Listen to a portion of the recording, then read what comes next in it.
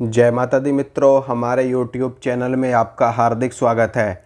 आज मैं आपको थोड़ी सी जानकारी देना चाहता हूँ। जनरली होता क्या है कि किसी भी व्यक्ति के अंदर, चाहे वो महिला हो चाहे वो पुरुष हो, कई बार देवी या देवताओं की सवारी आ रही होती है। और कुछ लोग ऐसे होते हैं जो थोड़े से इन चीज़ों को नहीं मानने वाले होते हैं।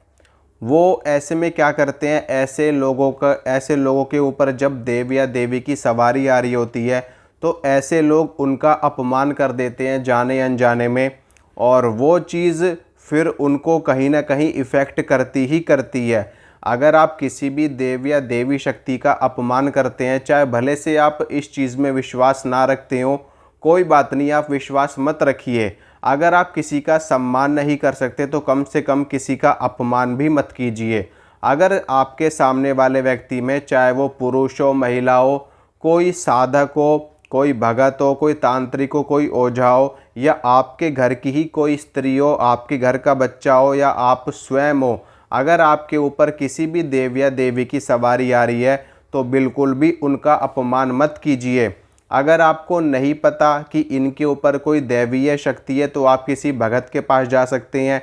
वहाँ पर जाकर के आप पता करवा सकते हैं कि इनके ऊपर कोई दैवीय शक्ति है, या कोई भूत प्रेत खेल रहे हैं, कोई जिन्न खेल रहा है, कोई पीर पैगंबर खेल रहा है, या कोई भी शक्ति इसके ऊपर खेल रही है, तो वो क्या चीज़ है। लेकिन अगर आप आवेश में आकर के उस शक्ति का अपमान करते हो, मान लीजिए आपको नहीं पता कि सामने वाले व्यक्ति में कोई दैवीय शक्ति खेल रही है, और आपने उस शक्ति का भूत प्रेत मान करके अगर अपमान कर दिया, तो आपके साथ बहुत बुरा हो सकता है आने वाले समय में। या हो सकता है कि कुछ ही दिनों के अंदर अंदर आपको इसका रिजल्ट भी देखने को मिल जाए।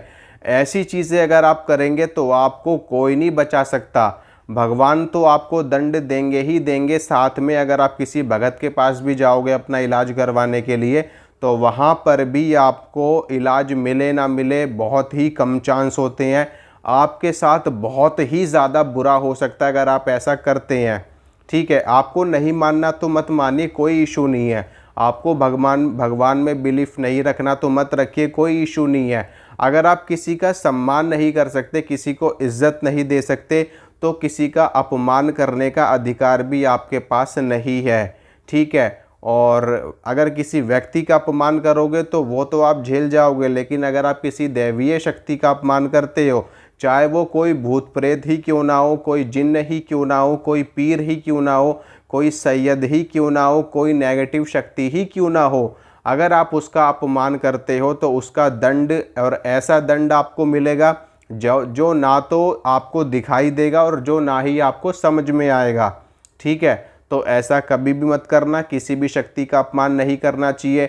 कई बार लोग रास्ते से जा रहे होते हैं और रास्ते में उनको कई जगह पीर की दरगाहें दिखाई देती हैं, कई जगह जो थान पहलवान बने होते हैं, स्थान देवता बने होते हैं, पीपल के पेड़ के आसपास चबूतरे बने होते हैं, नीम के पेड़ के आसपास चबूतरे बने होते हैं, या रास्ते से जाते वक्त कहीं पर किसी किसी योगी की समाधि होती है, किसी साधु की समाधि होती है, या उस स्थान के उस प्रॉपर एरिया के एक देवता होते हैं जो वहाँ के रखवाले होते हैं, वहाँ के रक्षक होते हैं। और अगर आप उनका अपमान कर देते हैं, जिन्हें जैसे कि डीही वाली देवी कहा जाता है, डीही वाले देवता कहा जाता है, स्थान देवता कहा जाता है, तो ऐसे बहुत सारे नाम होते हैं, बहुत सारी चीज़ें होती हैं। ठीक है, कोई डीही वाले देवता बोल देता है, कोई थान, कोई पहलवान, कोई सैयद, कोई यहाँ की रखवाली देवी बोल देते हैं। तो भले से वो कोई भी शक्ति हो, चाहे वो छोटी शक्ति हो चाहे वो बड़ी शक्ति हो, किसी भी शक्ति का अपमान आपको नहीं करना। ठीक है, मैं आपको ये नहीं कह रहा कि आप जा कर के उनके पैरों में पड़ जाओ, उनके पैर छुओ, उनको उनके सामने हाथ जोड़ के बैठे रहो।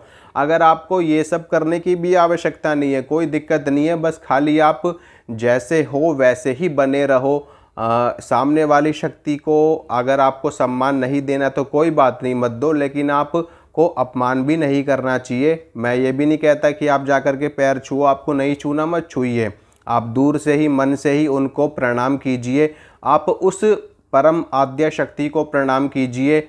और जिस व्यक्ति के अंदर जो भी शक्ति आ रही है, चाहे वो देवी की कोई शक्ति हो, देवी की कोई योगिनी हो, देवी की कोई यक्षिणी हो, देवी की कोई सेविका हो, देवी का कोई भगत हो, देवी के साथ चलने वाला कोई जिन्नो, देवी के द्वारा भेजी हुई कोई वीर बेताल या कोई भी शक्ति खेल रही हो, तो आप बस खाली उस परम शक्ति को प्रणाम कर लीजिए, उन्हीं का स्वरूप मान करके उनको नमस्कार कर लीजिए। इससे होगा क्या कि आपके साथ कोई कुछ भी अनर्थ नहीं होगा, कुछ भी गलत नहीं होगा, कुछ भी बुरा नहीं होगा। तो बहुत से लोग ऐसी गलतियां करते हैं, मैं आपको यही समझाना चाहता हूं कि आप ऐसी गलती मत करना, नहीं तो आपको नुकसान हो सकता है। और इसी के साथ में मैं एक चीज़ और आपको इस वीडियो में बताना चाहता हूं कि हमारे एक व्यूवर्स हैं, उन्होंने एक प्रश्न पूछा था कमेंट में कि जब हम माला का जप कर रहे हो या किसी भी मंत्र का जप कर रहे हो और ऐसे वक्त में अगर हमारे शरीर पे शक्ति की सवारी आ जाती है, तो ऐसे में हमें क्या करना चाहिए। तो मैं आपको यही बताना चाहता हूँ कि अगर आप मंत्र का जप कर रहे हैं, गुरु मंत्र का जप कर रहे हैं, कोई आपका अनुष्ठान चल रहा है या कोई आपका संकल्प लिया हुआ, कोई संकल्प ली हुई कोई साधना चल रही है जिसमें आपको 11 माला करनी है, 21 माला करनी है, 51 माला करनी है, या आप माला का जप कर रहे हैं और ऐसे समय में अगर आपके ऊपर शक्ति का आवेग आता है, शक्ति का प्रवेश आपके शरीर में होने लगता है, तो ऐसे में आपको अपने आप को स्थिर बनाए रखना है। ठीक है, आपको आवेश में आकर के खेलना नहीं है, आपको आवेश में आकर के सिर नहीं हिलाना, आपको आवेश में आकर के झूमना नहीं है। आप जैसे स्थिर बने हुए हो आपको वैसे ही बने रहना है। अपने शरीर पर आपको नियंत्रण रखना है, चाहे शक्ति का कितना भी आवेग आपके अंदर आ जाए। ऐसे समय में अगर आप अपना नियंत्रण खो दोगे तो आपका जो जप चल रहा है वो जप आपका खंडित हो जाएगा। ठीक है, क्योंकि मान लीजिए आप माला कर रहे हो, माला करते करते एकदम से सवारी आपके शरीर पे आ जाती है, तो जब सवारी आएगी तो ना तो आपकी माला का पता होगा, ना आपके मंत्र का पता होगा, कहाँ पर आप पहुँचे हो, कहाँ पर आप नहीं पहुँचे हो। आप अपनी गिनती भूल सकते हो, आप अपने माला का जप भूल सकते हो, कौन सी माला पे आप हो, 5 पे हो, 6 पे हो या 10 पे हो। तो ऐसे में आपको अपने आप को स्थिर बनाए रखना है, अपने आप को दृढ़ बनाए रखना है। शक्ति से आपको प्रार्थना कर लेनी है, हे भगवती, हे आदिशक्ति या हे देवता, आप कुछ समय के लिए प्रतीक्षा कीजिए, अभी मेरी माला चल रही है, माला के बाद अगर आपको सवारी लेनी है मेरे शरीर में तो आपका स्वागत है, लेकिन अभी के लिए आप थोड़ी देर रुक जाइए। ठीक है, तो ऐसे में आपको ये अपने आप को स्थिर बनाए रखना है। अगर शक्ति की सवारी आती है तो अपने आप को स्थिर बनाए रखिए ताकि आपका जप खंडित ना हो।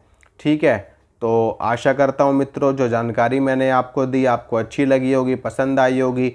वीडियो को लाइक करना, वीडियो को शेयर करना और चैनल को करना सब्सक्राइब। इसी के साथ में मैं ये बताना चाहता हूँ 17 तारीख से नवरात्रि हैं और इसमें आप मंत्रों को सिद्ध कर सकते हैं, बहुत ही अच्छा समय है।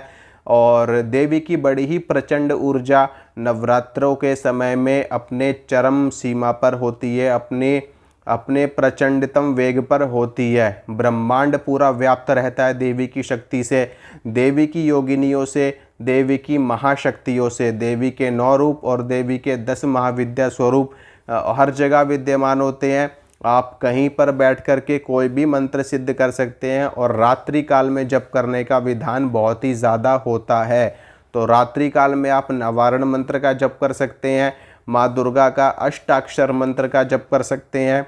इसके अलावा देवी का कोई भी मंत्र आप जप करके सिद्ध कर सकते हैं इन 9 दिनों के अंदर अंदर। अगर आप देवी की साधना करते हैं तो ज़्यादा उत्तम है। इसके अलावा आप कोई भी मंत्र सिद्ध कर सकते हैं, किसी भी देव का या किसी भी देवी का। ठीक है, तो अभी के लिए इतना ही मित्रों, मिलूँगा आपसे अगली वीडियो में, तब तक के लिए जय माता रानी की।